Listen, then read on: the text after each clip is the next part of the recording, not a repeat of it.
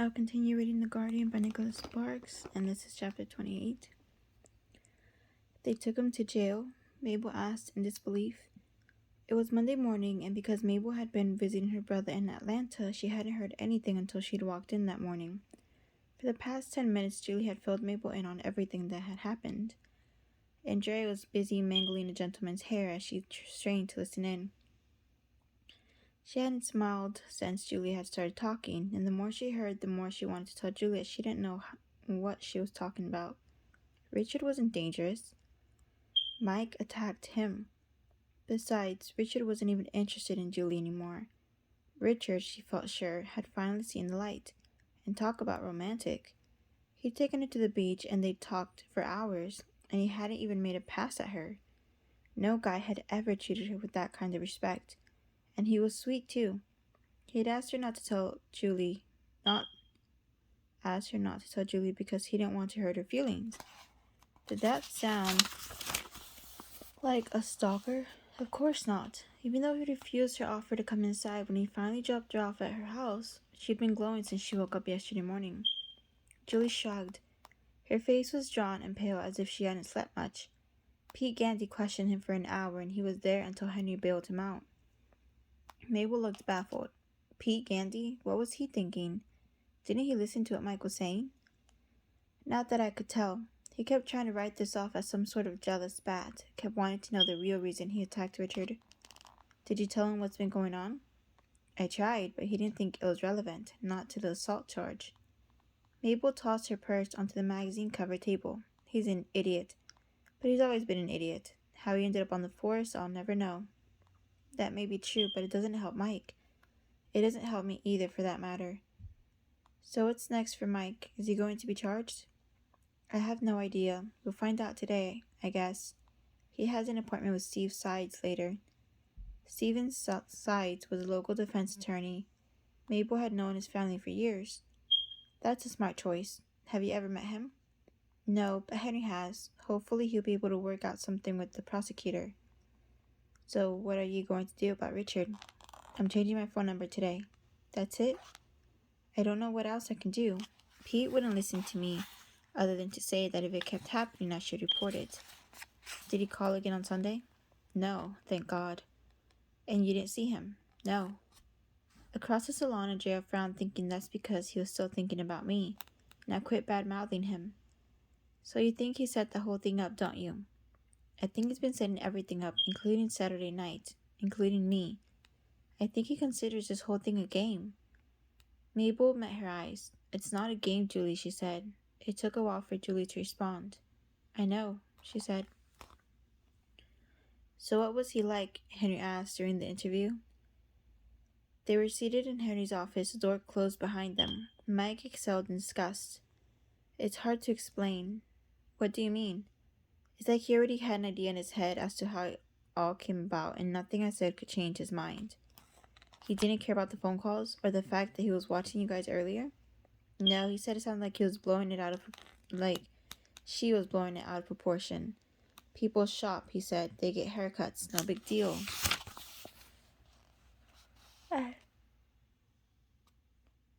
How about the other cop, the lady? Pete wouldn't let her say anything, so I have no idea. Henry reached for his coffee and took a sip. Well, you really did it this time, he said. Not that I blame you. I would have done the same thing had I been there. So what do you think will happen?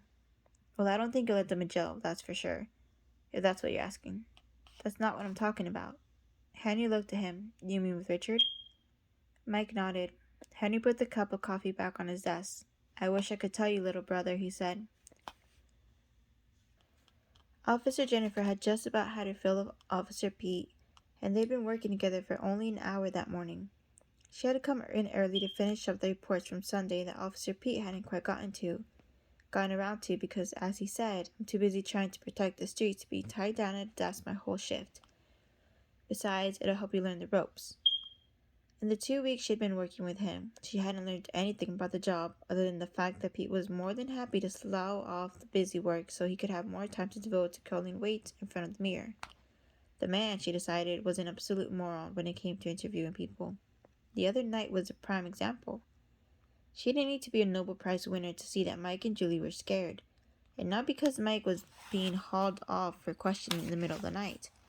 No, they were scared of Richard Franklin, and if what they were saying was true, Jennifer figured they had every right to be. Pete's Gandy might have the instincts of a wooden post, but Jennifer's were well honed, in spite of the fact that she just finished her training. But then, she'd grown up hearing about this kind of stuff. Jennifer came from a long line of cops. Her father was a cop, her grandfather was a cop, and both brothers were cops, though all were still living in New York. How she'd ended up in coastal North Carolina was a long story, involving college, an ex-boyfriend, the need to make her own mark in the world, and the desire to see another part of the country. It all sort of collided about 6 months earlier when she applied for the police academy on a whim, and surprised herself by actually being accepted for a job opening in Swansboro. Her father, though proud she was joining up with the good guys, was aghast that she was doing it in North Carolina. They all chew tobacco and eat grits and call every woman darling. How's a nice Italian girl like you going to fit in down there? Only she had fit in, oddly enough. It was much better than she'd expected so far, especially the people who, get this, were so friendly that they waved to strangers while driving. Everyone was great, in fact, except for Pete Gandy.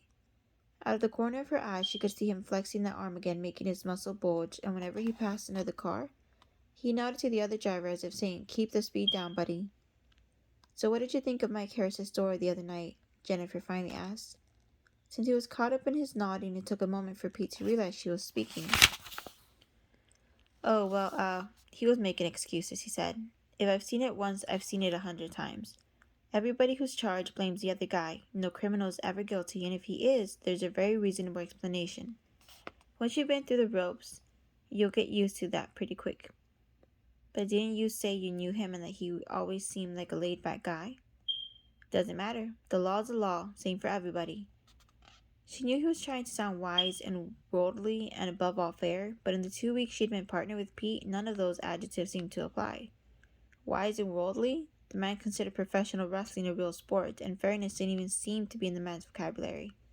One of his jaywalking tickets had gone to a lady hobbling across the street in a walker, for heaven's sake, and the other night, when she'd opened her mouth to ask Mike Harris a question, Pete had waved her off, commenting that the little lady is still learning the ropes about interrogation. Don't mind her. Had they been anywhere but the station, she would have put him in his place for that one. She'd almost done it anyway. Little lady. Once she was out of training, she vowed she'd make Pete Gandy pay for it. Somehow, someway, he'd pay. Anyway, since she was still technically in training, albeit the last stages, what could she do but seethe? Besides, that wasn't the point. Mike Harris and Richard Franklin were what this was all about. And Julie Berenson, of course. Because of what Mike and Julie had said and the too smooth to be anything but scrolly way Richard had acted when they talked to him, she hadn't slept well after getting off her shift. Richard, she had the feeling, was not the innocent victim in this, and neither Julie nor Mike struck her as liars. Don't you think we should at least look into it, though? What if they were telling the truth? Pete sighed as if the topic bored him. Then they should have come down to the station to file a report. But they didn't, and they admitted they had no evidence. She didn't even know for sure that it was Franklin who was calling. So what does that tell you? But it tells you that they're probably making it up. Look, it was a good caller, and we've got him dead to rights. Jennifer tried again, but what about her? Julie Barrington. She looked scared, don't you think? Of course she was scared. Her little honey was just locked up. You'd probably be scared too. Anyone would be. In New York, the police... Pete Gandy raised his hand. "No more New York stories, okay? Things are different down here. Blood runs a little hot in these parts. Once you learn the ropes, you'll realize that nearly every altercation has something to do with a feud or vendetta of some sort, and the law doesn't much like to get involved with those unless they cross the line like this one. Besides, before you came in this morning, I was talking to the chief, and he said that he's had a call from the lawyer and that they're trying to work out something. So I think for the most part, this is pretty much over. At least where we're concerned. Unless it goes to court." Jennifer looked at him. "What are you talking about?" Pete shrugged. "That's all he said." Another thing she couldn't stand about Officer Gandy was the fact that he kept information from her about the cases he worked on. Pete Gandy liked to be in control of things, and this was his little way of letting her know that he was in charge. Jennifer didn't say anything. Pete went back to his nodding routine. Jennifer shook her head. Imbecile. In the silence, her thoughts returned to Mike and Julie, and she wondered if maybe she should talk to them again, preferably when Pete wasn't around. Henry was standing beside Mike in the office, listening in on the phone conversation to his lawyer. "You've got to be kidding me," was followed by, "You're not serious, and I can't believe this." Mike paced the small office, his heavy strides punctuated by looks of disbelief, and he kept repeating those statements. At last his jaw set and he began answering in monosyllables, then finally hung up the phone. He neither moved nor said a word to Henry. Instead, he stared at the phone, skimming his tongue over his teeth. "What was that all about?" Henry asked. To Henry, it looked as if his question rolled through a complex filter, translated from English into something else, and back again. His face had taken on the from bad to worse look. "He says he just heard from Richard Franklin's attorney," he said. "And?" Mike couldn't look at Henry. He was angled toward the door, though his eyes didn't seem to be focusing. "He said they intend to file a temporary restraining order against me until the case gets sorted out. He says that Richard Franklin considers me a menace." "You?" "He also says they intend to file a civil suit against me." "You're kidding." "That's what I said. But according to the other lawyer, Richard is still dizzy from the other night. Supposedly, he thought he was okay and was able to make it home Saturday night. But by Sunday morning, his vision was blurry, and he was so dizzy that he had to call a cab to bring him to the hospital. His lawyer is claiming that I gave him a concussion." Henry rocked back slightly. "Did you tell him that Richard was lying?" "I mean, nothing against you, and I'm sure it was a good shot, but come on, a concussion?" Mike shrugged, still trying to process everything, wondering how this had suddenly spun so out of control. 2 days ago, he just wanted Richard to stop bothering Julie. 3 days ago, he hadn't been thinking about the guy, period. And now he was considered a criminal because he'd done what he was supposed to do? Officer Pete Gandy decided was definitely off the Christmas party list. Not that he had a Christmas party, but if he ever did, Pete Gandy wasn't going to be invited. Had he listened, had he even tried to understand Mike's reasoning, none of this would be happening now. Mike stood from the chair. "I've got to talk to Julie," he announced, slamming the door on his way out. By the time he reached the salon, Julie needed only a glance to surmise that Mike was just about as upset as she'd ever seen him. "It's ridiculous," he repeated. "I mean, what good are the police if they won't do anything about him? I'm not the damn problem here, he is." "I know," Julie said soothingly. "Don't they know I wouldn't make up the stuff I tried to tell him? Don't they know I wouldn't have come after him unless he deserved it? What the hell good is keeping on the right side of the law if they're not going to believe anything you say? Now I'm the one who has to defend myself?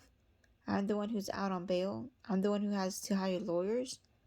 What does that say about the criminal justice system? This guy can do whatever he wants, but I can't do a damn thing?" Julie didn't answer right away, nor did Mike seem to need a response. Finally, she reached for his hand and tugged on it until he relented. "You're right. It doesn't make any sense," she said, "and I'm sorry."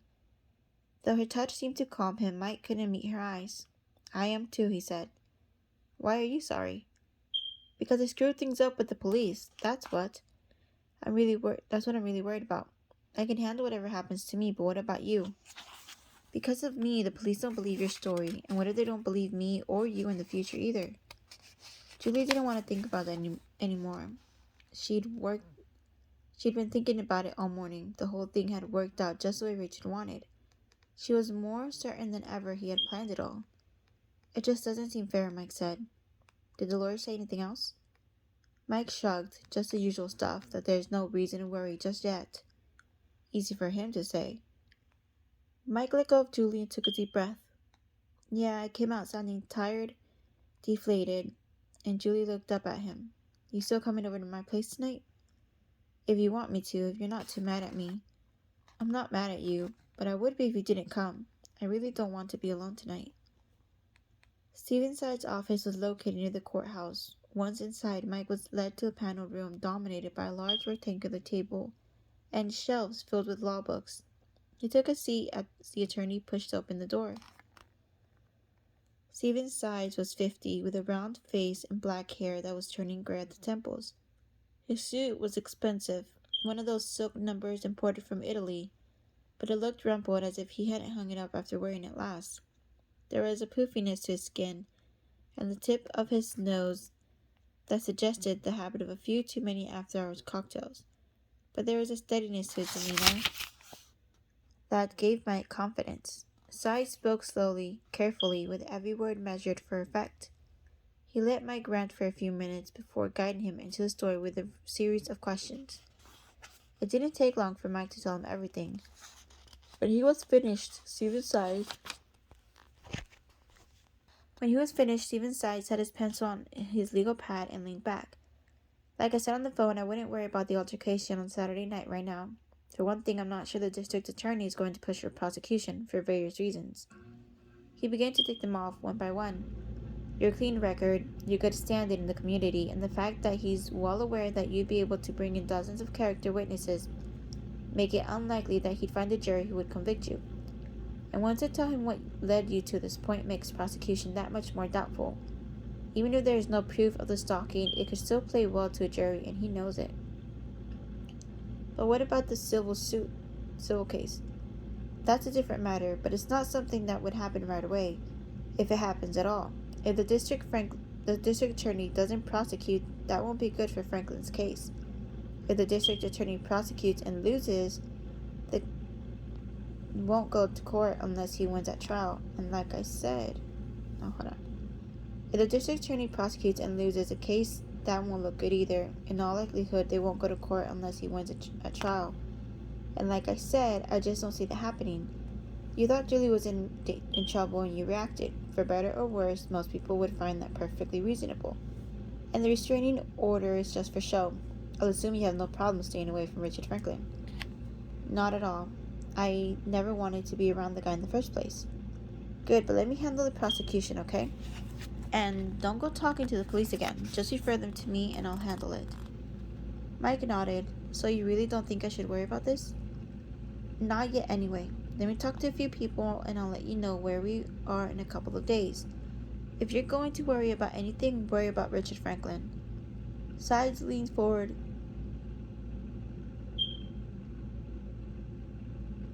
His face serious. What I'm going to tell you is just for you, okay? And I'm only doing this because you seem like a decent guy.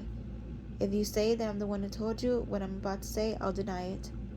After a moment, Mike nodded.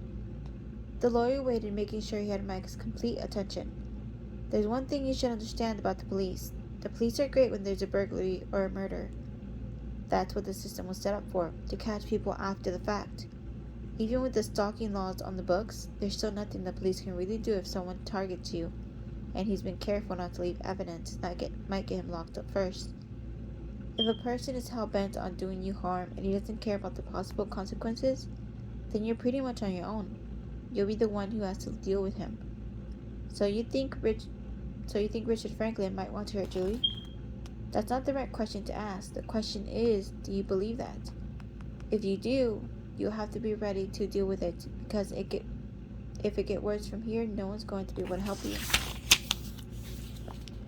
The conversation left Mike feeling off kilter. Sides was obviously a smart guy, and though Mike was feeling better about his legal prospects, his relief was offset by Sides' warning.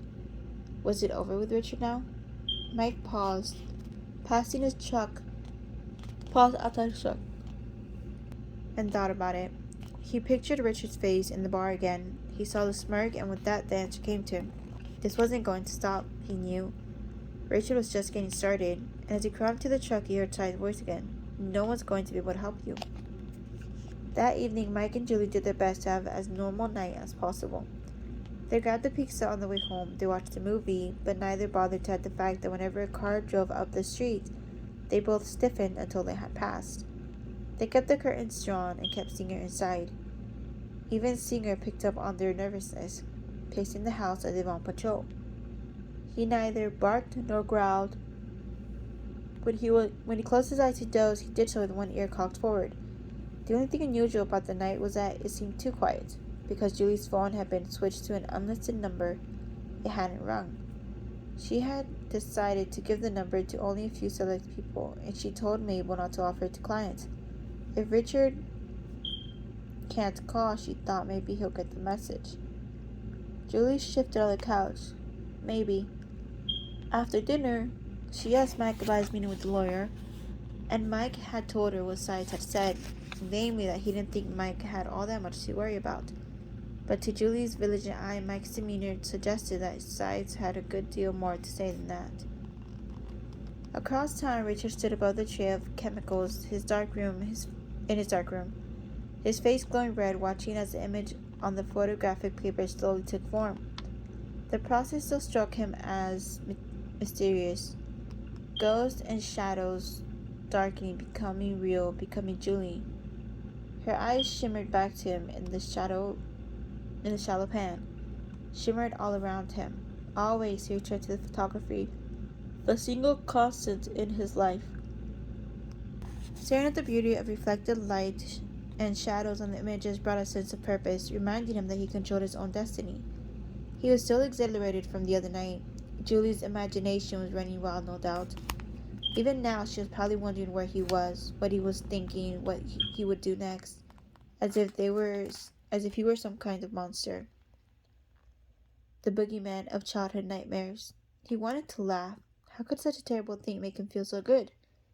And Mike, charging in like the cavalry at the bar, so utterly predictable. He'd almost wanted to laugh then, too. No challenge with one, Julie thought. So emotional, so brave.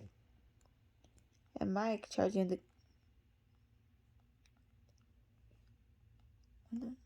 Okay, so alive. Studying the photograph in front of him, he again took note of the similarities between Julie and Jessica. Same eyes, same hair, same air of innocence. Skip the page. From the moment he walked into the salon, he thought they could be sisters. Richard shook his head, feeling the memory of Jessica pull at him. They had rented a house in Bermuda for their honeymoon, not far from the large resorts. It was quiet and romantic, with ceiling fans and white wicker furniture and a porch that faced the ocean. There was a private beach where they could spend hours in the sun alone, just the two of them. Oh, how he'd been looking forward to that. He had taken dozens of photographs of her during the first couple of days. He loved her skin. It was soft and unlined, burnished in its coat of oil. By the third day, her skin had darkened to bronze, and in her white cotton dress, she was dazzling. That night, he'd wanted nothing more than to take her in his arms and slowly peel the dress from her body and make love to her beneath the sky. No, he'd said, let's stay here. Oh. But she'd wanted to go dancing at the resort. No, he'd said, let's stay here. It's our honeymoon. Please, she'd said, for me. Will you do this for me?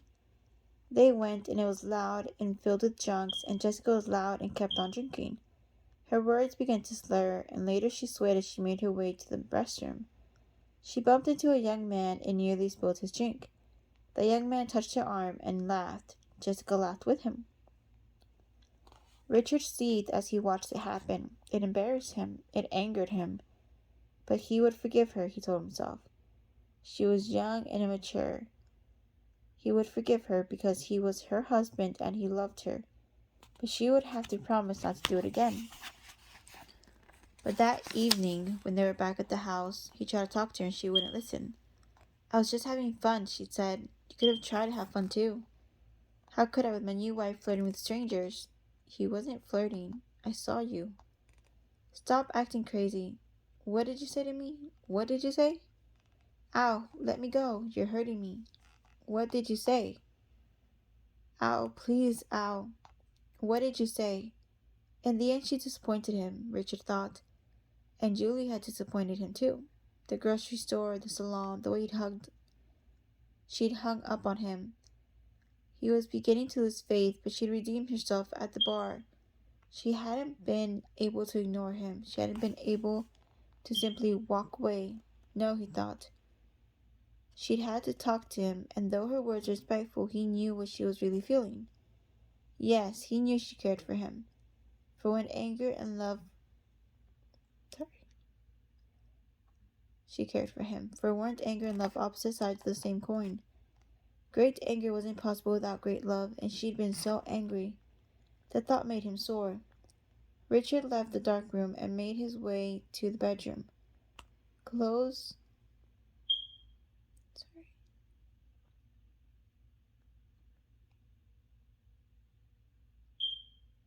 On the bed amid the clutter of the cameras and lenses, he reached for the cell phone. His home phone, he knew, would leave a traceable record, but he had to hear her voice tonight, even if it was only on the machine. When he heard her voice, he could see the two of them at the theater again, tears in her eyes. He could hear her breath speed up as the phantom decided whether to let his love leave him or whether both of them should die. He dialed the number, then closed his eyes in anticipation. But instead of Julie's familiar voice, there was a recording from the phone company. He entered the call and dialed again, more carefully this time, but got the same recorded message. Richard stared at the phone. Oh, Julie, he wondered. Why? Why?